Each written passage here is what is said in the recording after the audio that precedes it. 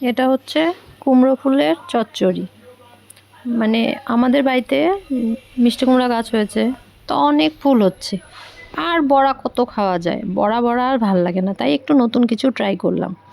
মানে কুমড়ো ফুলটাকে ভালো করে কেটে রেডি করে ধুয়ে ঠুয়ে নিলাম, সাথে আলু, পেঁয়াজ, রসুন আর কাঁচা লঙ্কা। রসুনটাকে থেতো করে নিলাম, থেতো করে নিয়ে হচ্ছে তেলে সোমবার দিলাম কালো জিরা, শুকনো লঙ্কা, আর সাথে রসুনটাকে একটু ভালো করে ভেজে নিলাম। রসুনটাকে একটু ভালো করে না ভাজলে একটু বাজে সেন্ট হয় না, ওইটাই ভালো করে ভেজে নিলাম। তার সাথে একটু ভাজা হওয়ার পরে দিয়ে দিলাম পেঁয়াজ, পেঁয়াজ, লঙ্কা, লবণ। পেঁয়াজটাকে একটু লাল লাল করে ভালো করে একটু ভেজে নিলাম। ভেজে নিয়ে হচ্ছে দিয়ে দিলাম আলু।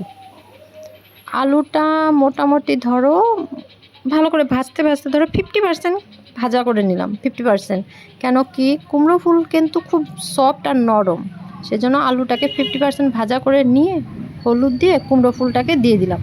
আর কুমড়ো ফুল হতে তো হচ্ছে টাইম লাগে না, না কুমড়ো ফুলটা খুব সফট আর নরম, তো কুমড়ো ফুলটাকে একটু ভালো করে নাড়াচাড়া করে আমি একটু ভালো করে ঢেকে দিলাম।